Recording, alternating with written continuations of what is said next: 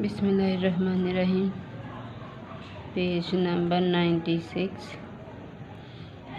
The space Rn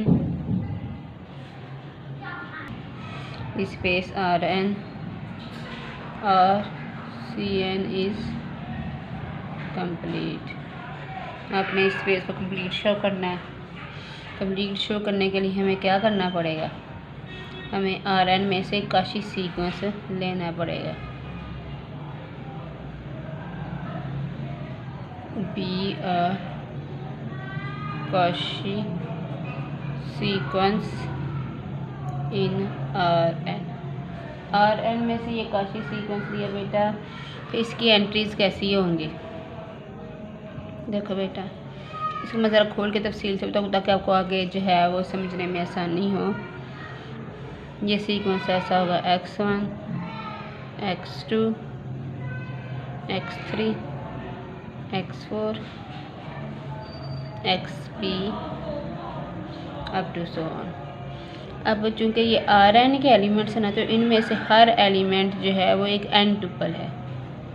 x11 x12 x13 x1n।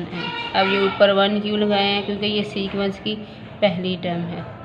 ऊपर वाले index जो है सीक्वेंस के अंदर एंट्री का नंबर बताएंगे, जबकि नीचे वाले जो इंडेक्स है वो आपके पास n टुपल के अंदर एलिमेंट की पोजीशन बताएंगे। ऊपर वाला जो इंडेक्स है वो सीक्वेंस के अंदर एंट्री की पोजीशन बताएगा, जबकि नीचे वाला जो इंडेक्स है वो आपके पास n टुपल के अंदर एंट्री की पोजीशन बताएगा।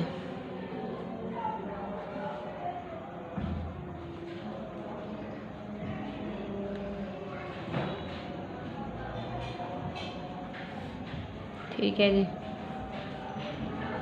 x31 x32 x33 x3n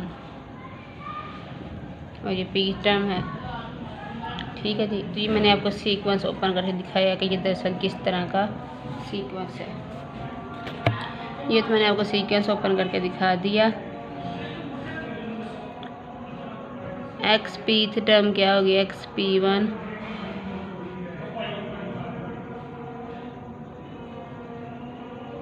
xpn, ये पीथ टर्म आपके पास होगी।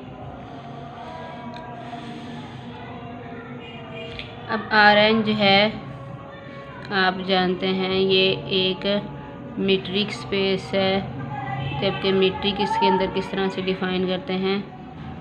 x minus y is equal to x minus y. ठीक है जी। मैं दो एलिमेंट लेके आपको ये मीट्रिक भी बताती हूँ कैसे करते हैं। x is equal to x1 x2 xn। ये कुछ चीज़ें जो हैं वो हम रिवाइज कर रहे हैं। y is equal to y1 y2। ये जो हैं वो x और y n टुपल्स हैं, Rn के मेंबर्स हैं। x y belongs to Rn, ये n है आपके। तो इनका कैसे हम डिस्टेंस निकालेंगे?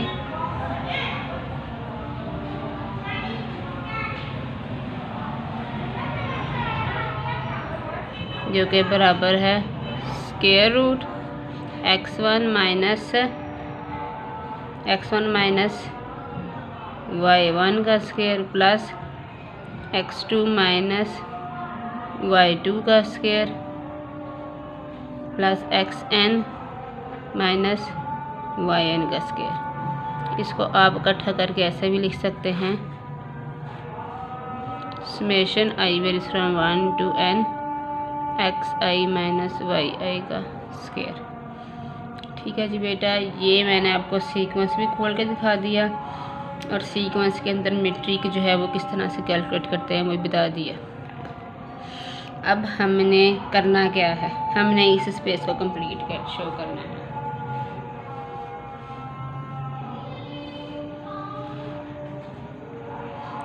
To show Rn is complete, ये हमारा काम, हमने ये करना है। कंप्लीट शो करने के लिए हमने एक काशी सीक्वेंस ले लिया था। अब हमने कहा कि ये जो xp है ये काशी सीक्वेंस है। काशी सीक्वेंस है, तो फिर ये काशी सीक्वेंस की जो डेफिनेशन है उसको फुलफिल करता है। अब हम लगाते हैं काशी सीक्वेंस होने की definition. For all epsilon is greater than 0 there exist a natural number n not such that for all m n greater than equal to n not for all p q है, p q greater than equal to n not x p minus x q। Sequence की हर दो terms के दरमियान n not, उसके बाद sequence की n not, उसके बाद सीक्वेंस की हर दो टर्म्स के दरमियान जो डिस्टेंस है आपके पास वो लेस देन एप्सिलॉन है। और ये डिस्टेंस किसके इक्वल है? Square root summation i varies from 1 to n x p और एक्स क्यू जो n टुपल्स हैं, जैसे आपके पास यहाँ x और y n टुपल्स हैं और उनकी एंट्रीज़ का डिफरेंस लेके तो स्क्वायर और समेशन। इस तरह एक्स पी और एक्स क्यू जो हैं, एक्स पी की एंट्रीज जो हैं वो क्या है? X P 1, x P 2, x P 3, x P n। और आपके पास एक्स क्यू एंट्री जो है वो n टुपल्स की एंट्रीज कैसी होंगी? X Q 1, x Q 2, x P I minus x Q I का स्क्वायर, और ये एप्सिलॉन से लेस हो जाएगा।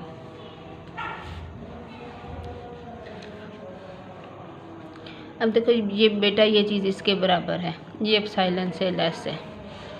अब इन ये जो अंदर वाली टर्म्स हैं उनका स्क्वायर का सम और फिर जो स्क्वायर रूट वो एप्सिलॉन से लेस है, तो फिर जो अंदर वाली हर इंडिविजुअल टर्म होगी x P I minus x Q i, वो आपके पास लेस देन इक्वल होगी x p minus x q के, और वो लेस देन है epsilon for all P Q greater than equal to n not. यहाँ से हमें क्या पता चला कि ये चीज़ भी एप्सिलॉन से लेस है for all P Q greater than equal to n naught. तो ये आपके पास आपको क्या हासिल हो गया?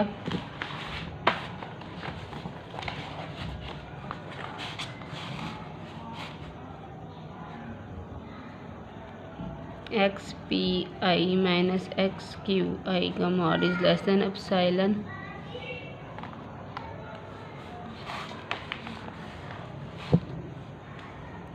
is less than epsilon for all p q greater than equal to n not.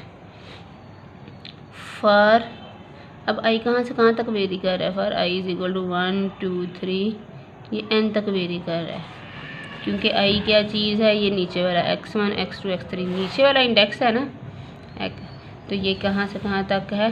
1 2 3 up to n, तो i की वैल्यू जो है n तक है। For fix value of I x P I, ये एक आपके पास काशी सीक्वेंस बन गया है, Kashi sequence of real numbers, ये रियल नंबर्स का काशी सीक्वेंस बन गया। कैसे? जैसे मैंने आपको कल कॉम्प्लेक्स नंबर्स के लेक्चर में बताया था, मैं अब इस सीक्वेंस को दोबारा रीराइट करने लगी हूँ।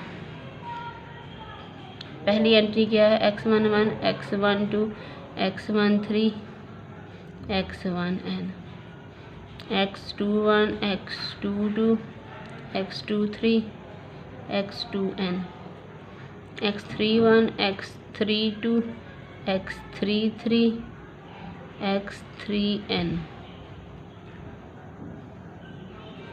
xp1 xp2 xp3 xpn up to so on. तो बेटा for fix value of i की फिक्स वैल्यू मतलब क्या है? अगर आई आपके पास 1 हो, अगर आई जो है आपके पास 2 हो, तो इसका मतलब क्या है कि जो 2 इंडेक्स वाली एंट्रीज़ हैं वो सारी मिलके एक सीक्वेंस बना रही हैं, वो एक काशी सीक्वेंस बना रही हैं, और वो रियल नंबर्स का सीक्वेंस है। ठीक है जी। और अगर आई जो है वो 3 कर लें, तो 3 इंडेक्स वाली जो आपके पास ये सारी टर्म्स हैं ये आपके पास एक सीक्वेंस बनाएंगी। ठीक है जी। और ये इस इनइक्वालिटी के तहत काशी सीक्वेंस होगा। तो आपके पास आई की हर वैल्यू के लिए, आई इज इक्वल टू 1 के लिए आपके पास ये जो इस एंट्रीज़ का जो सीक्वेंस है वो भी आपके पास एक काशी सीक्वेंस है, ये भी इन एंट्रीज़ का भी सीक्वेंस काशी सीक्वेंस है। तो ये आपके पास जो आपका काशी सीक्वेंस आपने Rn में से लिया था, ये काशी सीक्वेंस जो है वो n सीक्वेंसेस में ब्रेक हो गया है ऑफ रियल नंबर्स।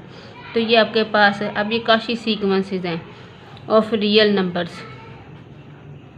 अब चूँकि R कंप्लीट है तो इसका मतलब है कि ये काशी सीक्वेंस जो है लाजमी कन्वर्जेंट होगा, ये कन्वर्जेंट होगा। तो ये आपके पास R के ही किसी पॉइंट को कन्वर्ज करेगा। हम सपोज करते हैं XPI जो है XI को कन्वर्ज करता है। पहली एंट्रीज़ का सीक्वेंस जो है वो X1 को कन्वर्ज करेगा, दूसरी एंट्रीज़ का सीक्वेंस है वो X2 को कन्वर्ज करेगा, तीसरी एंट्रीज़ का जो सीक्वेंस है वो X3 को कन्वर्ज करेगा, और nth एंट्रीज़ का जो सीक्वेंस है वो XN को कन्वर्ज करेगा। ठीक है जी, इसलिए ये I मैंने कहा कि XPI जो है वो XI को कन्वर्ज करेगा। I varies from 1 2 3 up to N।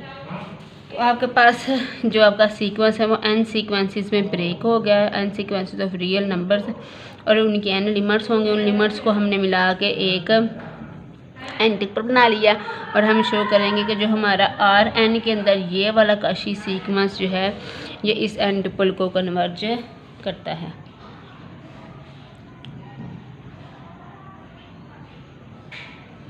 अब हम इनके कन्वर्जेंट होने की डेफिनेशन अप्लाई करने लगे हैं। फॉर अब साइलेंस करते हैं 0, there exist natural number mi such that XPI minus XI is less than epsilon over square root n for all p is greater than equal to mi।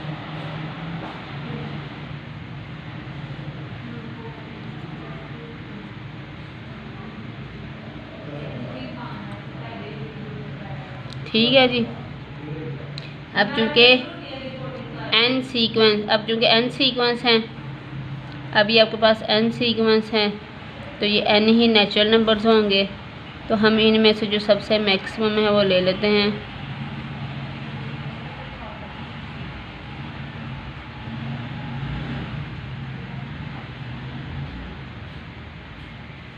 ठीक है जी, और अब हम शो करें कि जो हमारा ये वाला सीक्वेंस है ये इसको कन्वर्ज करता है।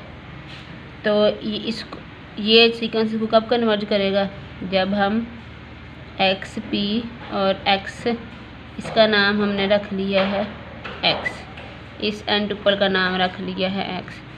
XP और X के दरमियान डिफरेंस कैलकुलेट करेंगे। ये किसके बराबर होगा, ये Rn के एलिमेंट्स हैं, ये भी Rn का एक एलिमेंट बन गया है। तो इनका जो है आपके पास है डिस्टेंस कैसे कैलकुलेट करते हैं, summation I varies from 1 to N XPI minus XI के का स्क्वायर। अब जो है आपके पास, मैं इसको एक्सपेंड कर लेती हूँ, XP1 माइनस X1, ये जो आपके पास पहली टर्म्स का सीक्वेंस है वो X1 को कन्वर्ज करता है, प्लस XP2 माइनस X2 का स्क्वायर। ये सेकंड एंट्रीज़ का जो सीक्वेंस है वो X2 को कन्वर्ज करता है, XPN माइनस XN का स्क्वायर, और nth एंट्रीज़ का जो सीक्वेंस है आपके पास XN को कन्वर्ज करता है। अब हमने कहा कि इनमें से ये जो हर है आपके पास epsilon by square root n से लेस है, तो ये क्या बन जाएगा, एप्सिलॉन का square over n,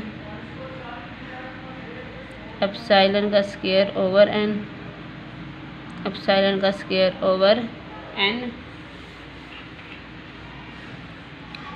for all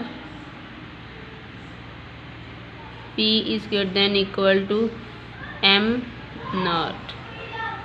ये n टाइम्स ऐड हो रहा है, तो ये क्या बन गया आपके पास, ये आपके पास बन जाएगा n एप्सिलॉन का square over n which is equal to epsilon. तो ये चीज़ आपके पास एप्सिलॉन से लेस हो गई है। इसका मतलब एक्स पी जो है वो एक्स को कन्वर्ज कर गया है।